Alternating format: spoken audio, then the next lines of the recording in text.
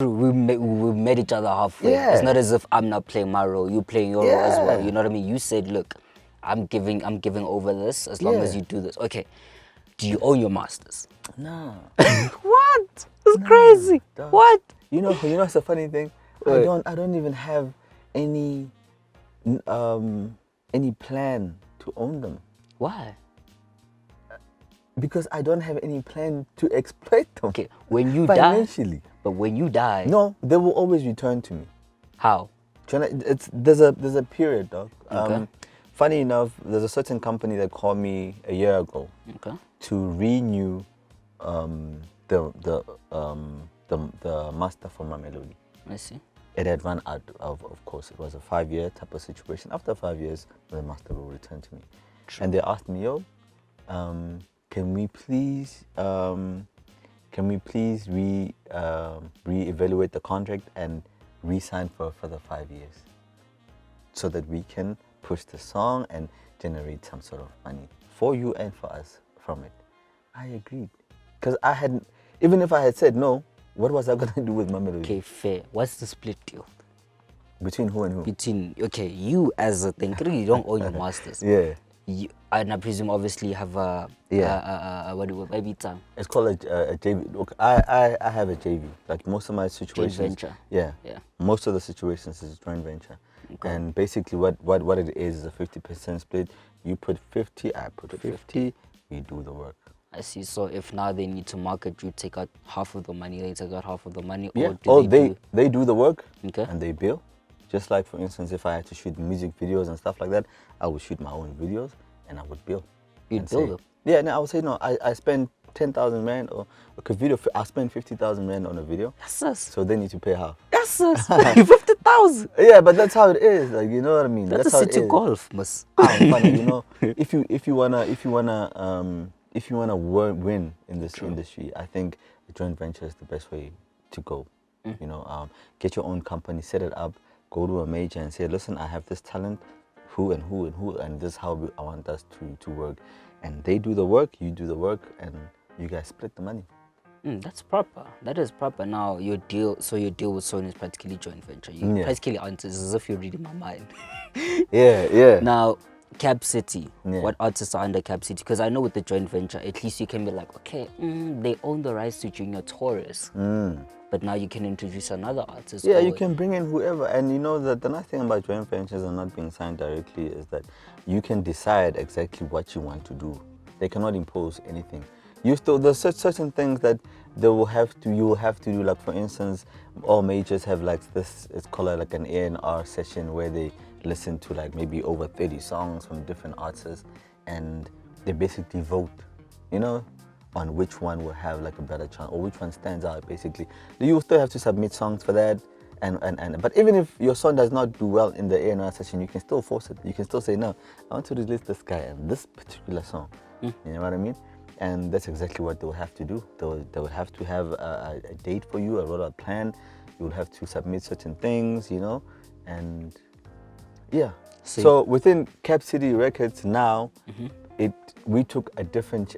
It's a huge change that we're doing now. There's a lot of artists that I mentioned before that were in the company that we still help partially, but we don't.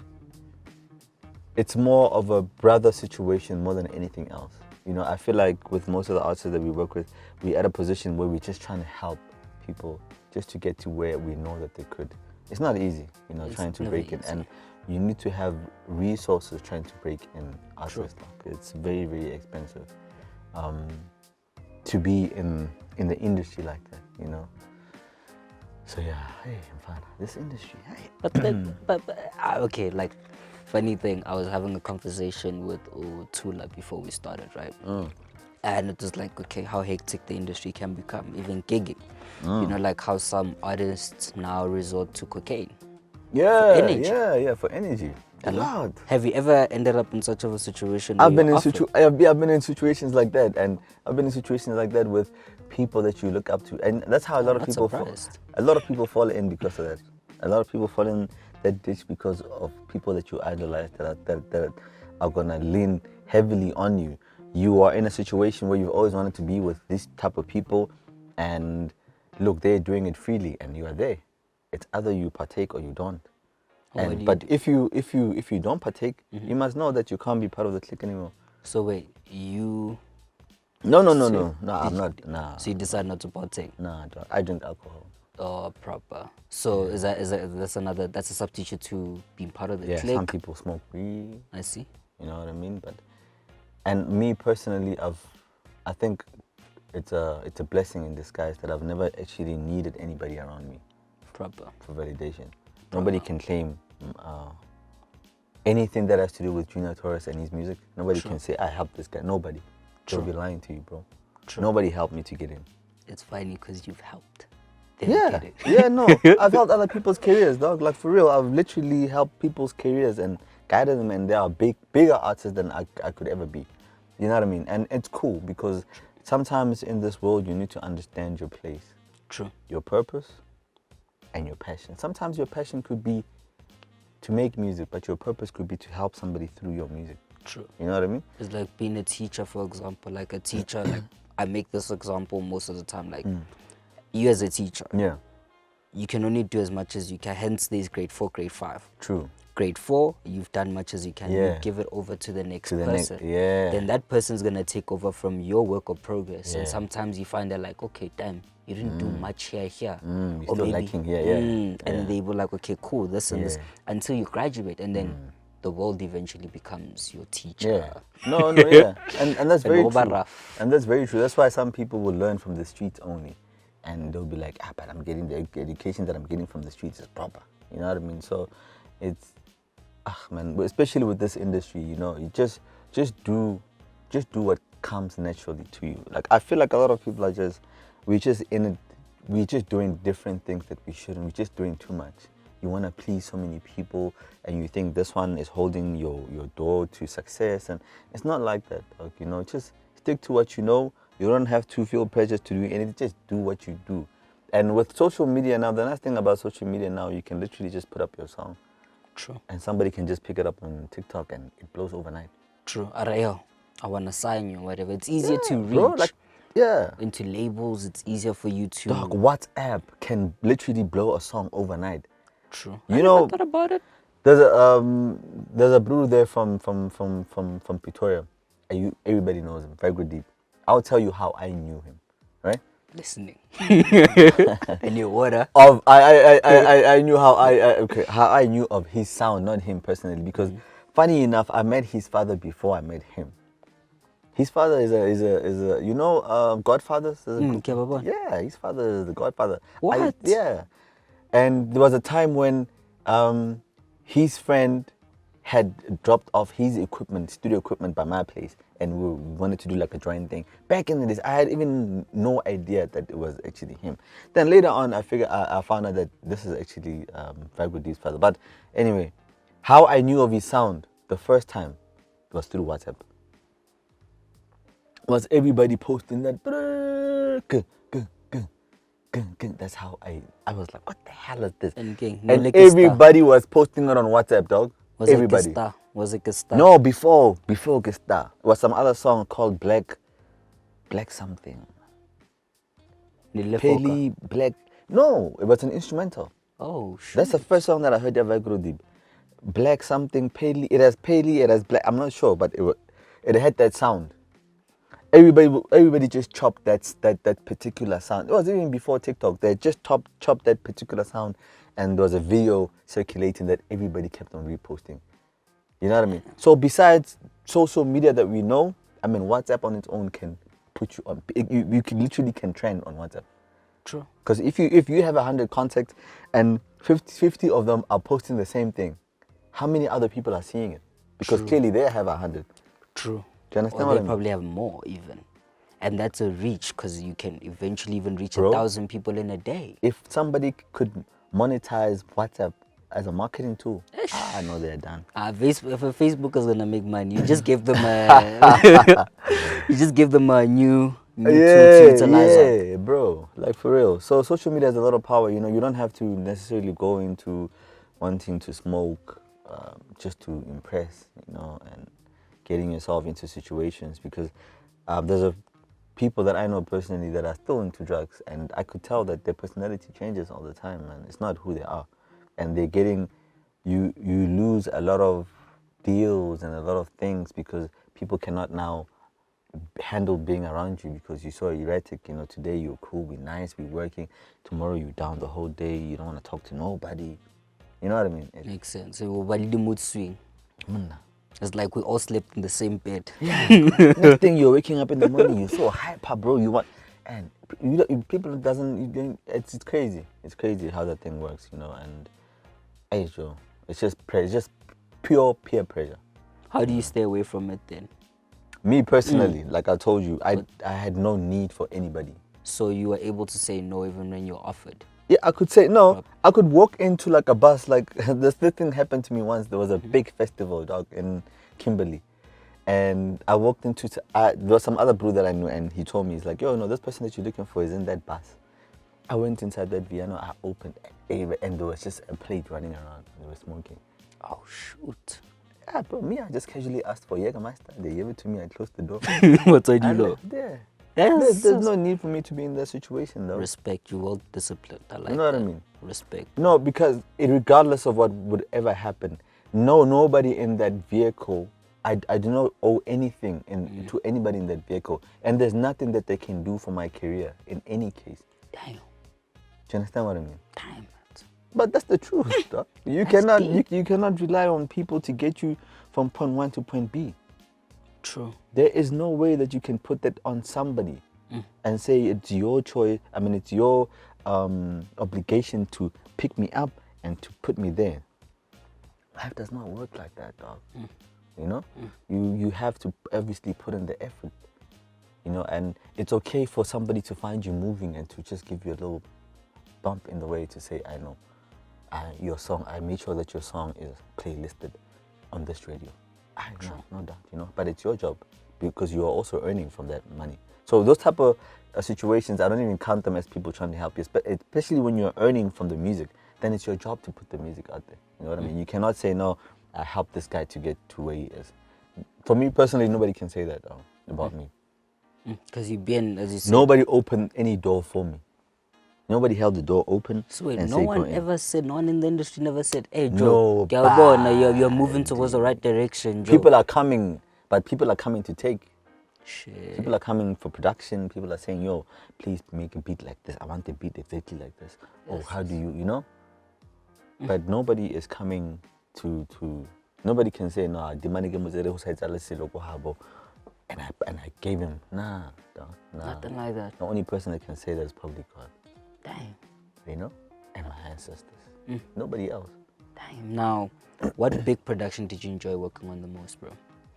I think there's a crazy production that I did for Kalawa, 25 years of Kalawa. I'm not sure when some of those projects are going to be dropped. I have no idea. But it was an interesting project because I did a song for Hrutman Tebene. Come on. But in the studio session, he had his son there. And yeah, and it's crazy. I had no idea that his son is a rapper, like a rapper for real. Damn. So while I was working on the song, for me personally, they actually came to my place first to sort of like smoothen out the song before we went to Kalawa. For me, it was sort of like him giving the mantle over to his son, you know, to say, you know, like, nah, you know, I've done what I could, you know what I mean, and this is your way. And he was putting him on, and it's crazy. Especially, there's a lot of ways to think about this situation, you know. If you've never had a good relationship with your father, there's so many of us that didn't have that father figure type of situation all of our lives. You know, we feel like maybe our fathers could have done better here or there. Some people don't even know their fathers. True. But for him to be in the industry, to have survived the industry, and to still be in his child's life, and to still put him on, that was dope to see, to witness. You know what I mean? Just to witness it, it was really dope.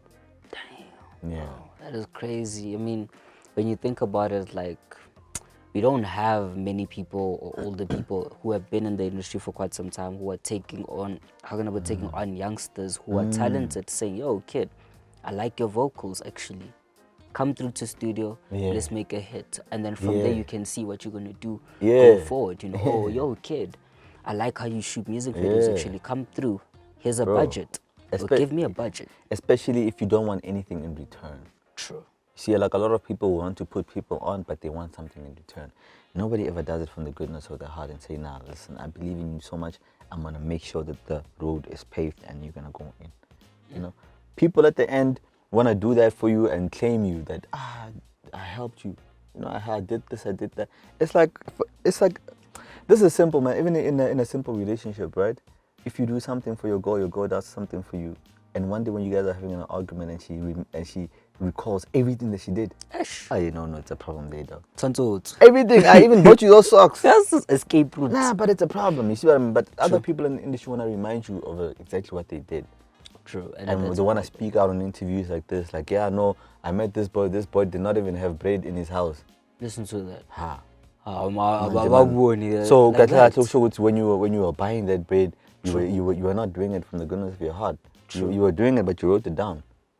That's bad. That is bad. Imagine not coming like, yo, actually, I went to that boy's house. There was no, at least rate me enough to say, yo, okay.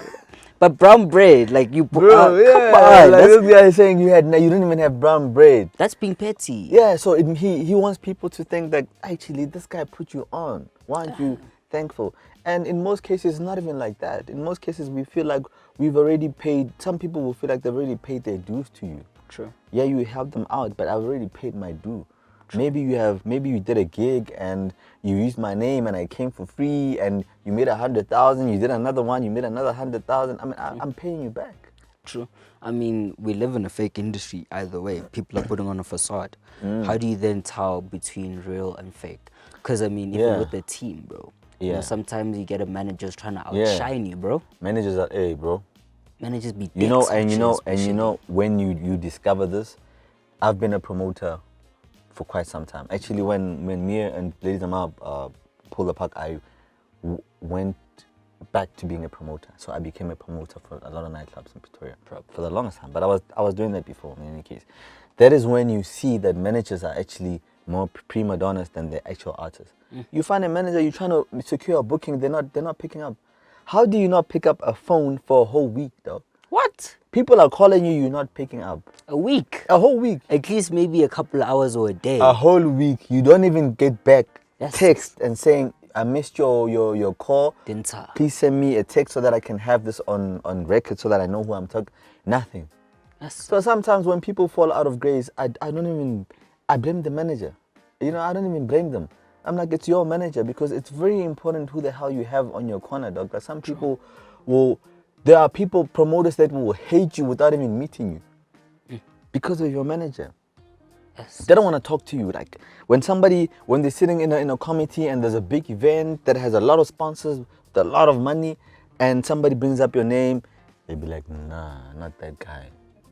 Because they'll be like, and then they speak about the personal experience. Like, no, I once tried to speak to this guy or communicate with their manager for a whole week. Manager did not pick up. Eventually, somebody got through to them. They came an hour late to the event. When they got there, the manager was there on the stage with the mic, and he wanted, you know what I mean? Like, there are certain things that you shouldn't do as a manager. Like, know your place, bro. You know, your job is to make sure that your artist has the right spotlight and the right type of spotlight. Yours is just to make sure that everything that he wants in life is there. I mean, that's a job of a manager. You are micromanaging somebody. You make sure that everything that he wants in his daily routine or his life, in his musical life, is sorted. Yours is not to outshine him or to be in front of him. You know? So some people just don't do it. Like they get to a point where they're making so much money, they feel like, I shouldn't answer the phone. You call them, yo, this is something that happened to me last year. This is so ridiculous, bro. What happened? I'm trying to book this artist, right? They are booked in an area where the distance between where I'm trying to book them and where they are is like 30 minutes apart. Damn. That's 30 minutes apart, right? They're very close. So I asked the manager, I'm like, yo, I have a budget, but it's a very restricted budget. But I see that you guys are close, right? I'm going to give you 20K. That's the maximum budget that I can. And after this gig, you can just 30 minutes down, you get your 20K and you go home. This person wanted 28,000 and said, it's either you give us 28,000 or you forget about the gig. But what sort of a manager does that though? Exactly. Like, who's gonna? It's not as if someone's gonna wake up and say, "Let me give you 20 grand out of the blue." Bro, so managers are very, sometimes you, as an artist, what you need to do is you need to test your manager. True. Get people to do random calls and get them to give you a report of how this person handled this whole situation. Some managers will be like, yo, I've been busy the whole day, I couldn't invoice you. Tomorrow again, yo, my babies are... Bro, like, busy. do you understand what I mean? And their job is to focus on you because they're getting paid for that. True. And it's like practically you're giving your career into someone else's hands. You're practically they're fathering you or they're mothering you in a way. You know what I mean? Yeah, exactly. Your job is just to perform. Dang. Their job is to tell you what time, when, how much they paid, Where, and make sure that your rider, your hospitality is sorted. True. Where you sleeping, how you sleep. I mean, bro, they are supposed to just manage your career. You know what I mean? You have no idea that this person has been swearing at promoters. Now it has caught up with you all after 2 years. Nobody wants to book you. Now you go back to the manager and you're like, yo, but where are the bookings? And the manager's like, no, making excuses. But the fact remains is that he bent all your bridges. If you just take time as an artist to just test out your manager and see what type of manager that you have, you'll be in shock, dog. Dang. How did you get to finding the right people? You know, the nice thing with me, honestly speaking, I won't lie to you. I take everything into my own hands. Oh, so you I oversee even if I give you an email and say, yo, book at bookings@juniortaurus.com, I also have access to that account. Okay. I can see if somebody replied to you. I can see if they didn't. You know what I mean? And it's very important to follow up with some of these things. It's very, very crucial, dog. Because we've all seen, I mean, we all know that managers will be your downfall in this industry. Not even your talent, your manager will be your downfall. Damn. Now, obviously, you talking about downfall. I'm gonna change the mood and say upfall. Yeah. Or uprising. You released something like a project, a 4-track EP not so while ago. It's a very thing well put together EP. I won't even lie to you, bro. Like the production behind it, bro. The lady you featured in the first 2 songs. Yeah, my Sinatem. gosh, she did justice to the second song. Yeah, she's amazing, dog. I can't remember the titles per se because I listened to it recently. No doubt. And she honestly is an amazing artist. And I met, the funny thing is that I would have never met her had I not followed up on things like inboxes, social media inboxes. There's so many people that send you stuff, and as artists, we don't even listen to some of those things. True. But you need to, because there are artists in there that are really, really, really amazing. True. And the only disadvantage when it comes to me making my own music is that I will always need somebody to finish it. I will always need a vocalist or an artist to finish it. But that artist has to also understand what I'm trying to do. And I think she did that, you know, like she's an amazing writer as well. The way she approaches music, I really like that, man. It's like a breath of fresh air, you know, and I will always work with people like that. Very amazing, dog. You know, when you listen to the song, I mean, it's those type of songs, even if it has a lot of instrumentals going on, and when you listen, if you just sit down and you just listen to what she's trying to say, you'll be, you know, it'll touch you, you know. The second song though was touching for me because it's like she's using it as a diary more than anything. You know what I mean? Yeah. The message, I could resonate a bit with the message, you know what I mean? But why until September, bro? So, like, why? Yeah, so and I'm asking about the actual why. Yeah, so okay, so so I made a conscious decision to stop chasing this trend. Okay. To stop chasing Amapiano. I feel like as a producer also, I'm just tired. I'm like spent on trying to chase what's next, why are they now not adding this snare? What snare is this? How do they get this whistle to sound? Bro, it's tiring, you know? It's a mission. It's tiring. So I'm like, okay, cool. I asked myself that very same question that I started with. Like, so if this thing had to change or end today, how would it sound like?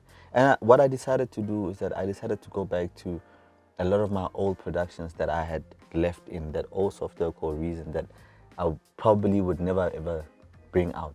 And there are amazing songs in there. So what I did is that I went back to to songs that I've been working on for like 10 years on those files, bro, like 15 years ago, archiving. And I found amazing chords that I had played that I couldn't even believe that I played some of those chords, you know what I mean? And what I did is that I re-exported them into FL and I started reworking on them. Damn. On all the old songs that I did.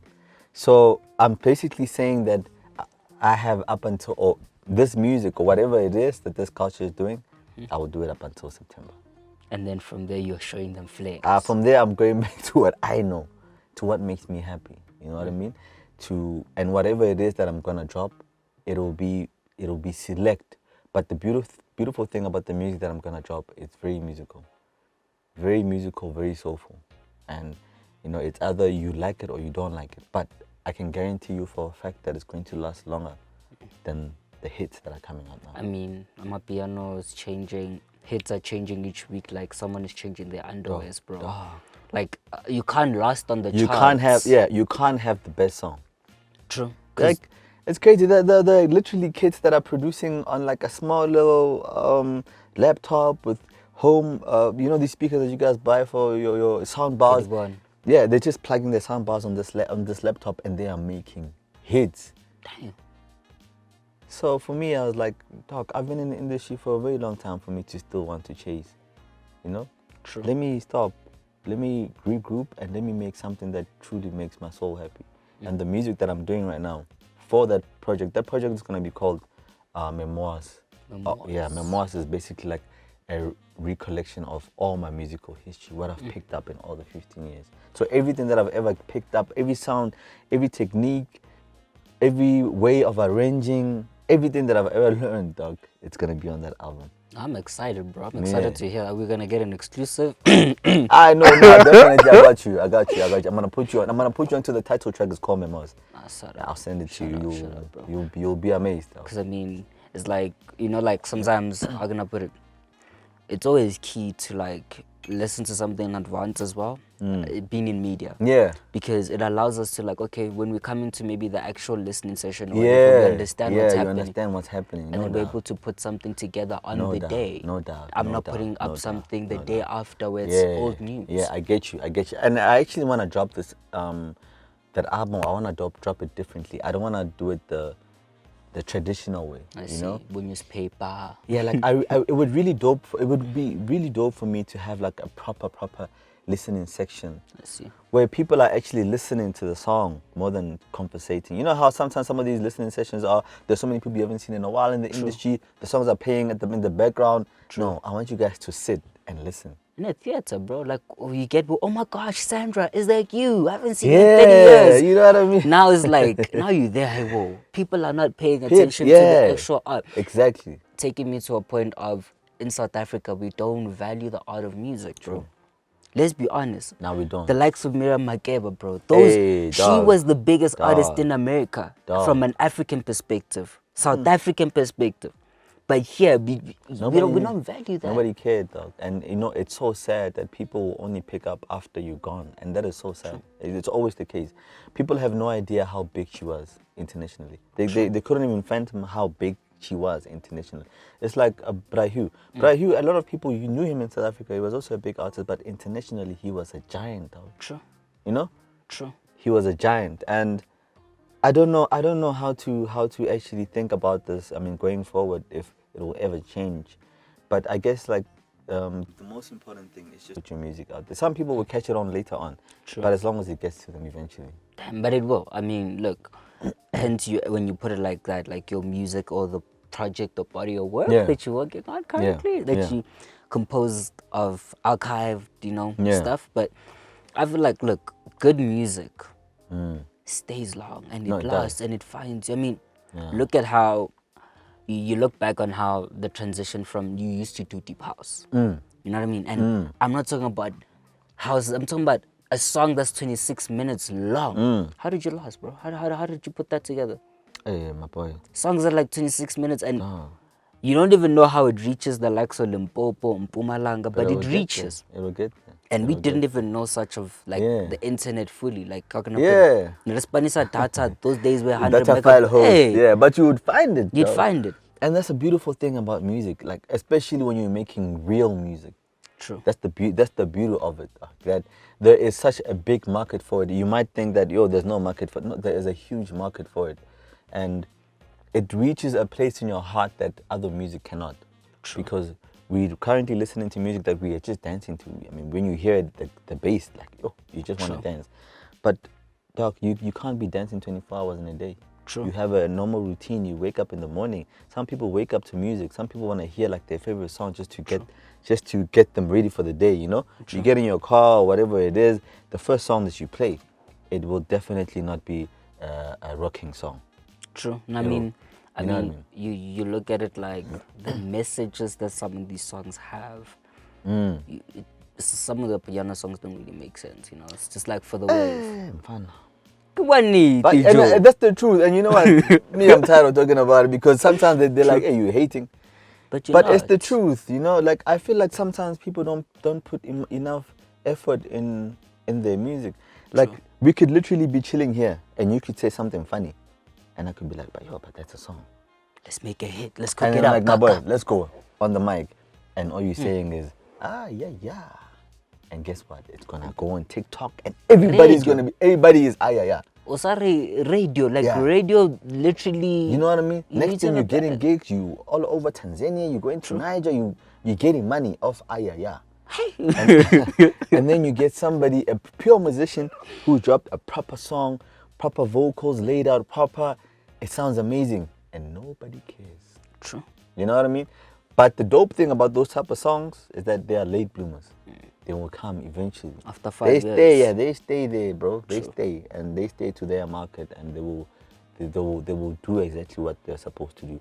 So I think the message that I got out of everything that I've just said, especially with me now trying to change into this music that I've been doing for years, is that it's scary to want to go up against the tide. True. But sometimes it's necessary. True. Sometimes it's very necessary and very crucial for you to take the high road. True. Or the hard road. You know what I mean? True. Because then you are alone on your own road. Right now in Amapiano, there's 1,000 of us that are just trying to get a little piece of the cake.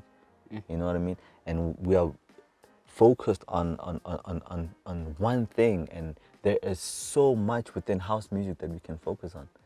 You know, Amapiano is but a little drop in the ocean, though. Internationally, as a genre, it's not creating as much waves as we think. True. You know what I mean? True. There are places where people get booked that are only played for 20 minutes. They don't tell you that. Yes. You get a slot for 20 minutes because they feel like if they're trying, they're not sure. You come there, you play Amapiano, people are just looking at you the whole damn time, and you finish playing, and then they go back to their EDM or whatever it is that they're playing.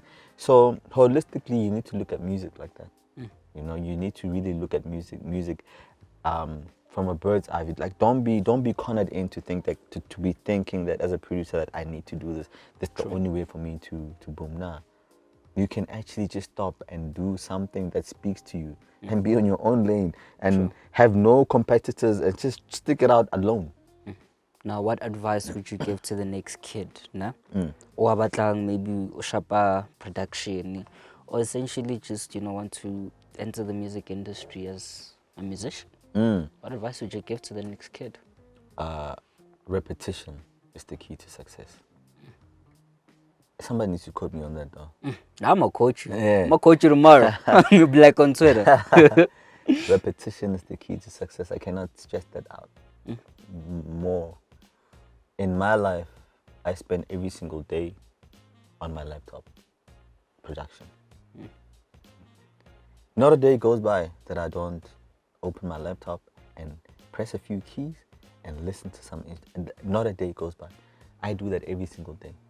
Do you know what you can achieve by practicing that one skill set that you have? Doc, you can achieve. I mean, this and it also translates to other industries as well. You know what I mean? You need to keep at it. You need to keep practicing. So every single day, whether it sounds mundane to you and it's so tiring to do, you need to do it. You need to open that software. You need to play these keys. You need to make this. You need to try and push yourself every single day. So repetition, as in always making music every single day of your life. Don't have any day offs. If you go on holiday, go with your laptop. Damn, I thought that, bro. Now, in closing, what would you like to be remembered as? That's a very dope question. There's a song coming out. It's called Memoirs. I speak on that question. That very same question, because that question is the one that actually led me to stop, because I was once asked it and I couldn't answer, but now I can. So look out, September, there's going to be a song called Memoirs. It will answer that question, my boy.